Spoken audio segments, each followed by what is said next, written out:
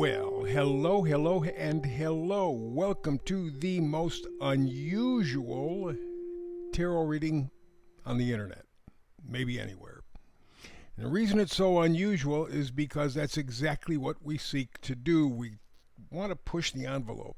We want to get to the edge and maybe even a little bit beyond. We want to help you to manifest. That's your kryptonite.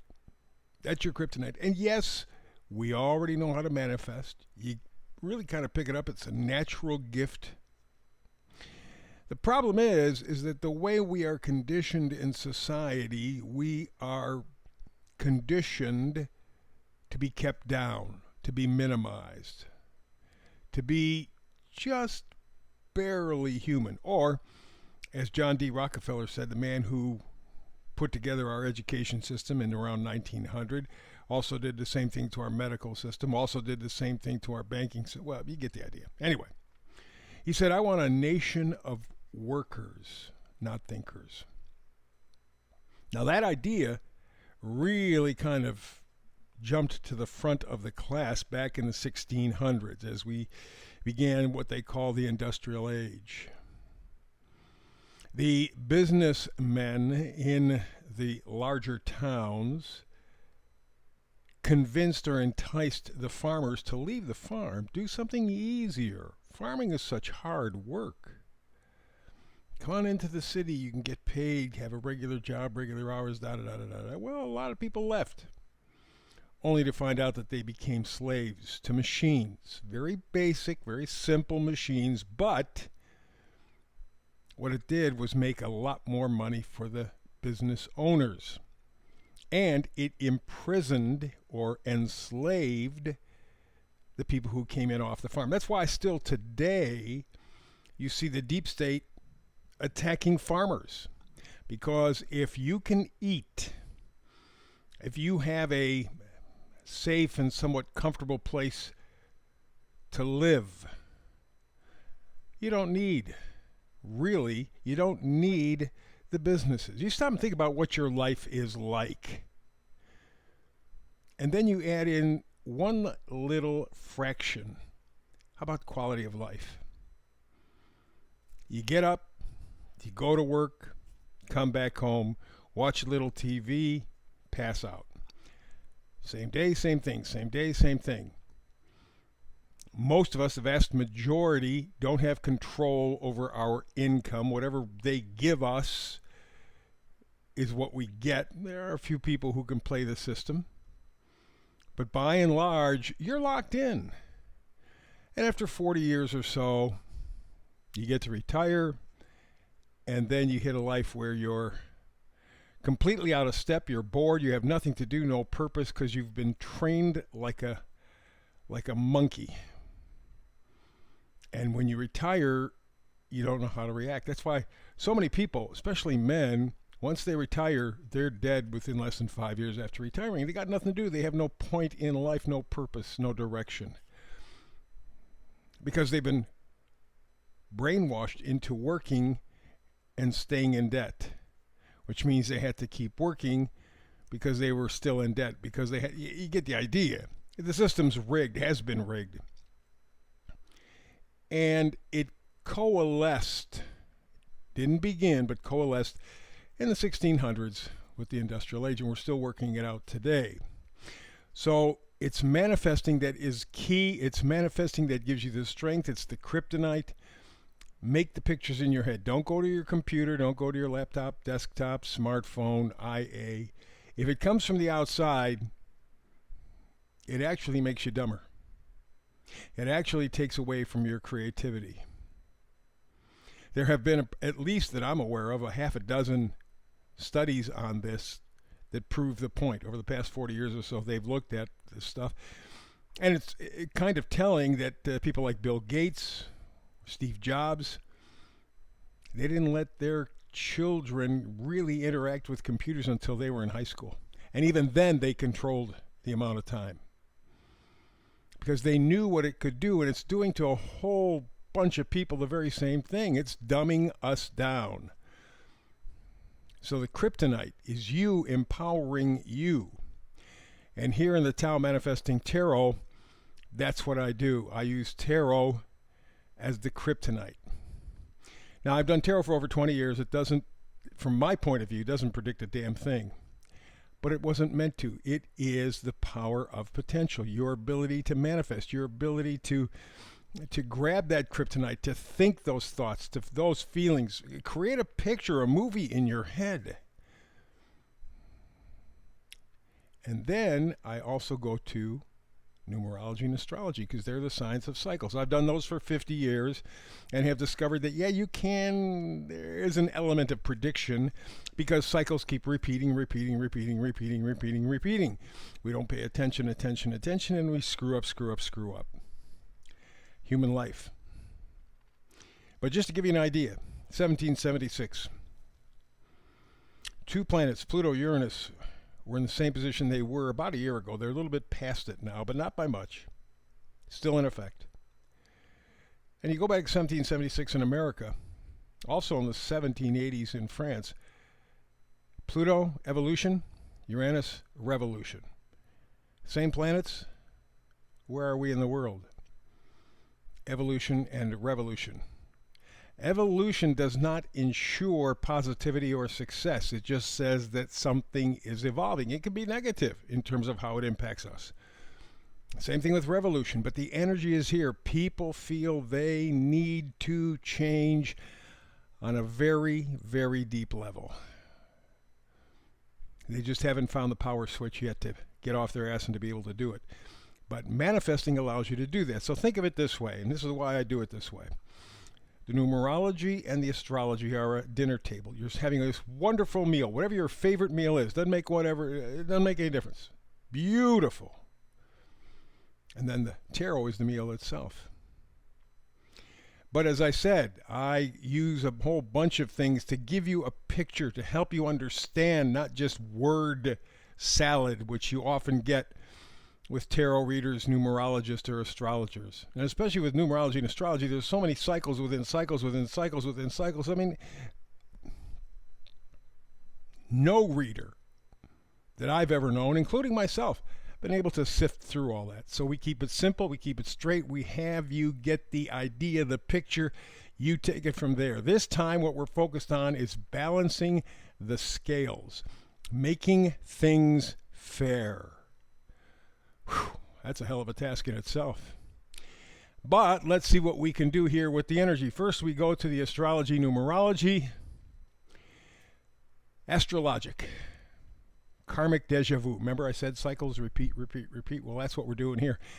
And over the past several days, and maybe for the next month or two, we're going to focus on the conquest of America, because what applies to America apparently affects the rest of the world, for good or bad.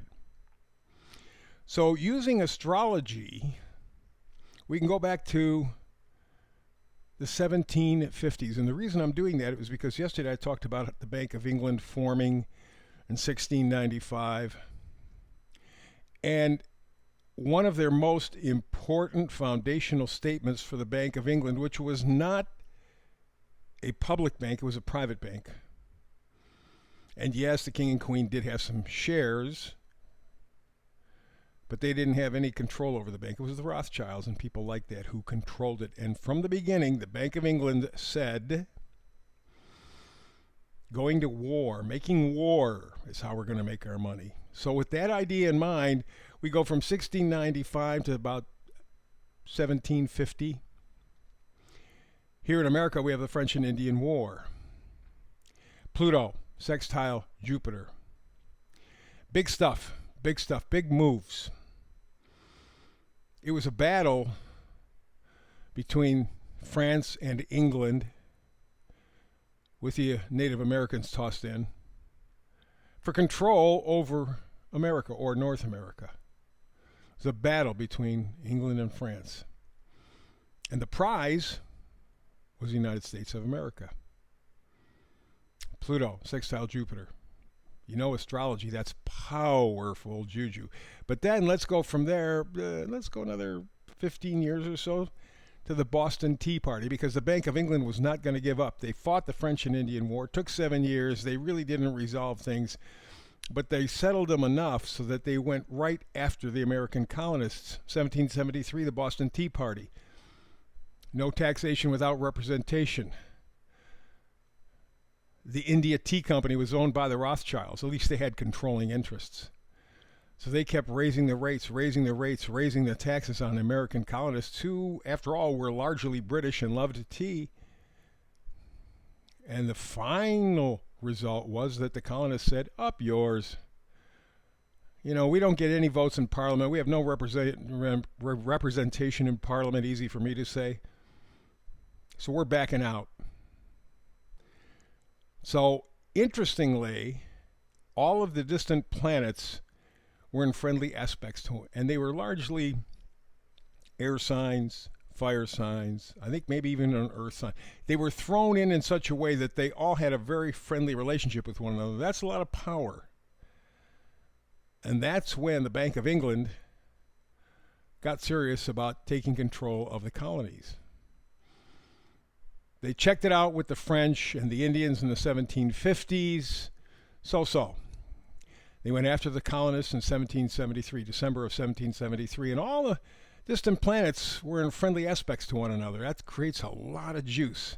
That's how serious the Bank of England was to control America. But they kept doing it. They kept doing it, still doing it today. That's part of our conquest of America. We'll continue to kind of work our way down through the history of the United States and the battle with the Bank of England and a couple of other banks as well, coming up in just a little bit. However, let's get to the meme of the day. Talk about control. How about Bill Gates? Nothing returns to normal until everyone is vaccinated. Billy, that ain't normal. Sorry. Sorry, not going to do it. CDC says there's enough cases of people who have been vaxxed and suffered stroke that they're beginning to go, this ain't such a good thing. But Bill Gates, no. He's like the Bank of England.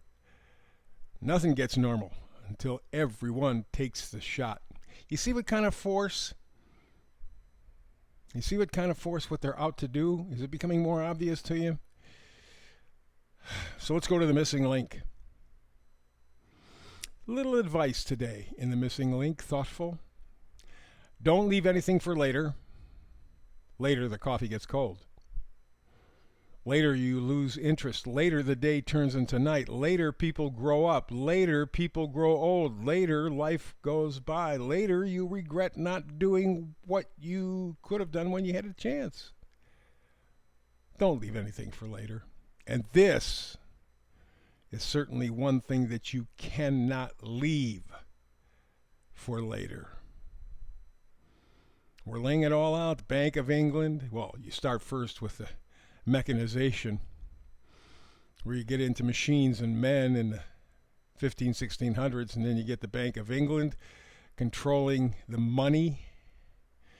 Then you see the Bank of England going into the colonies and saying we're going to take them over. Any opposition, the French, the Indians, the Spaniards, doesn't make any difference. It's ours.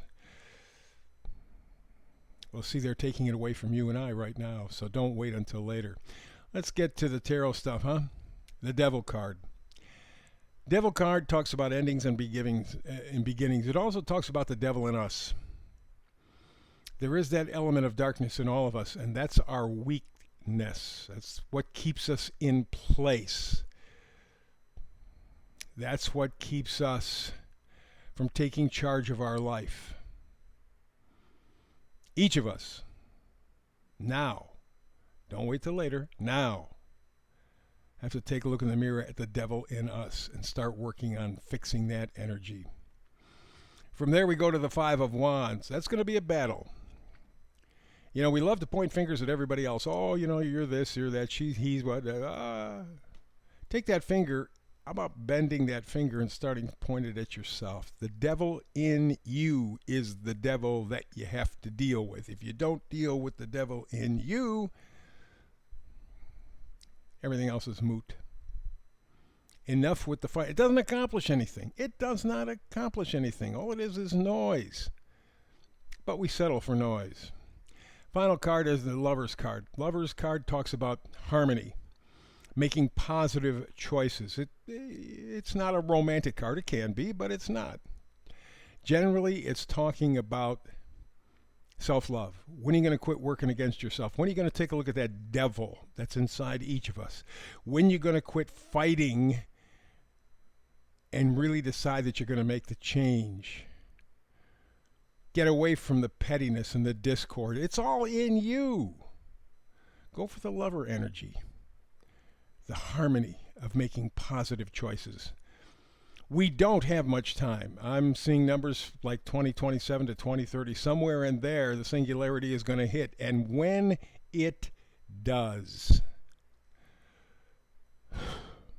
if we don't get it right now,